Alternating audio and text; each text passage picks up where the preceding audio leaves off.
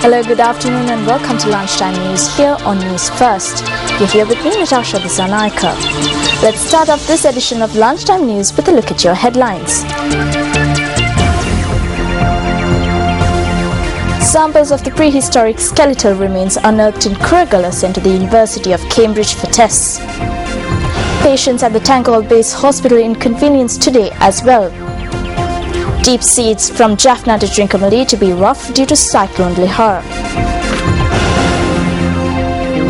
Thai Prime Minister survives no confidence vote.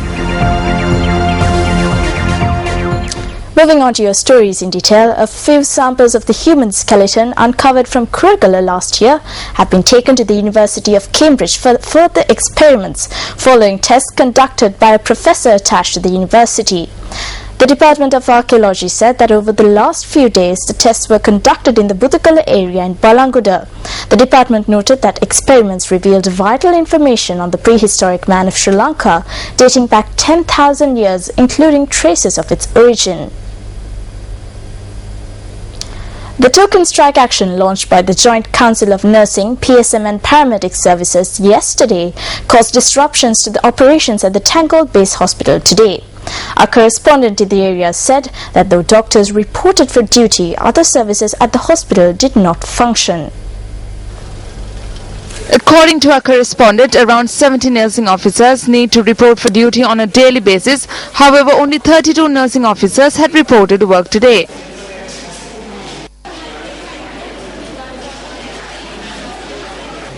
Officials serving in positions supplementary to medical services such as laboratories, prescription services, physiotherapy and radiation therapy had not reported to work today. Due to these services being hampered, patients arriving at the hospital were severely inconvenienced.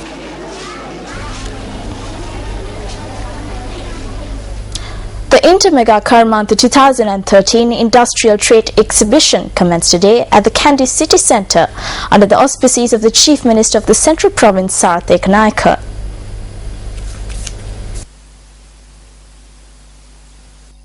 Intermega Karmantha 2013 is organised by the Chamber of Commerce and Industry of the Central Province.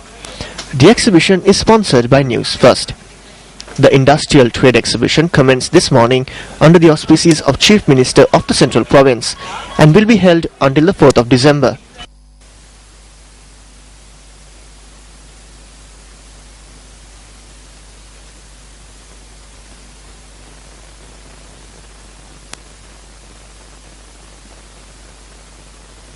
මධ්‍යම පළාත් වාණිජ මණ්ඩල එකමුතුවෙන් සංවිධානය කරන ලද මහා කර්මාන්ත ප්‍රදර්ශනයක්.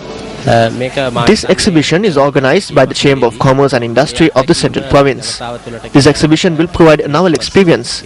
As the Chief Minister of the Central Province, I wish to extend my gratitude to Newsfirst for coming forward to provide the people with this experience. The entire country will witness this exhibition. I believe that if people wish to help host such exhibitions, it will be a strength to industrialists in the country. I wish success for this trade exhibition. මා හිතනවා අපේ කර්මාන්තකරුවන්ට විශාල එක ශක්තියක් වෙනවා. ඒ නිසා මෙම ප්‍රදර්ශනය සාර්ථක ප්‍රදර්ශනයක් වේවායි කියලා ප්‍රාර්ථනා කරනවා. Moving on to one of our U-Reporter stories, Saman Susiri filed this report from Kamburupitiya.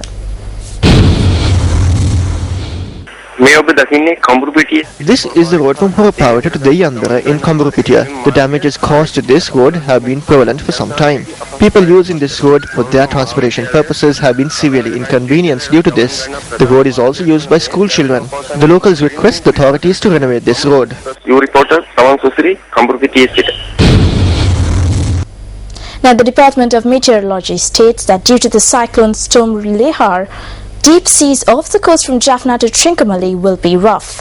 Duty meteorologist Jeevan Karnaratna explains further.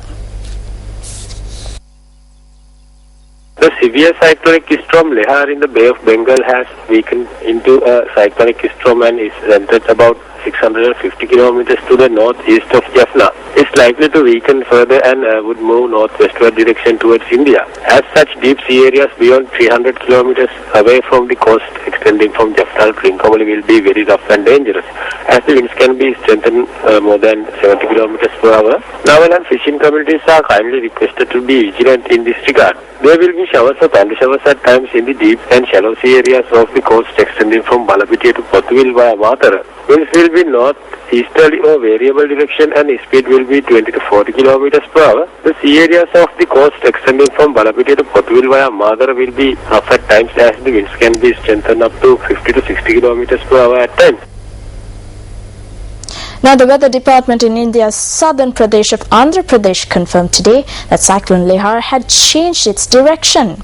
Cyclone Lehar will make a landfall near India's southern city Machilipatnam today.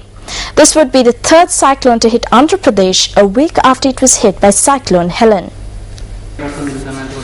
The Lehar cyclone, which is supposed to cross on 28th afternoon, as per earlier forecast, it is supposed to cross somewhere near Kakinada, but today only IMD has changed forecast to say that it is crossing somewhere near Machilipatnam on the afternoon of 28th. So this change of direction and change of velocity of wind has necessitated redeployment of forces in the coastal districts today.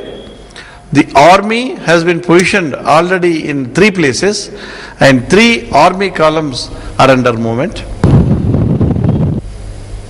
An individual found behind a restaurant in the Ovita area in Pugoda with laceration marks died upon admission to the hospital.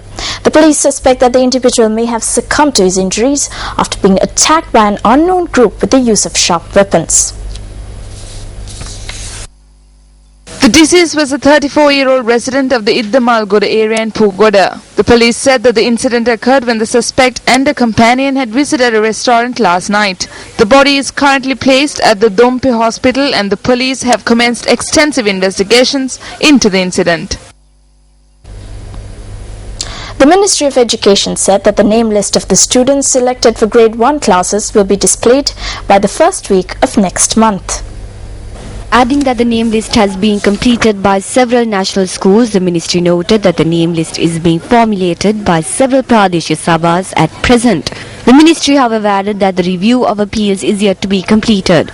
A senior officer at the ministry said that the objective of this program is to grant a school to every student who has requested for one. Area residents charged that the waste collected by the Badula Pradesha Sabha is being disposed at the Galgodahinna Public Cemetery, which falls under the purview of the Udavela Gramaniladari division. As a result, the residents have been experiencing a number of health issues. The Galgodahinna Public Cemetery, which is located in the Udaval area, which comes under the purview of the Badula Pradesha Sabha, is being utilized by area residents in surrounding villages. The residents point out that the residents from the Rambukpota, Udavela, Malangamua, Annasivata, Samagigama, 2nd mile post and 3rd mile post of the Galgodahinna and Nikavata have used this cemetery to bury the deceased. However, this land has been converted into a garbage dump. As a result, the nearby waterway has also become polluted. They also charge that their health has been affected. For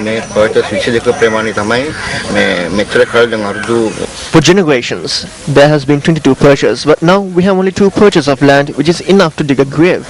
However, about 18 perches are completely covered with garbage. We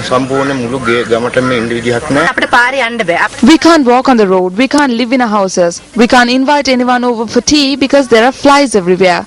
It is very unhealthy. We can't eat or drink. If we leave water open, it will be full of germs. So our children are always plagued with stomach aches, vomiting and fever and are constantly in need of medicine. We call on officials to stop dumping garbage in this area and create a suitable environment for us to live in.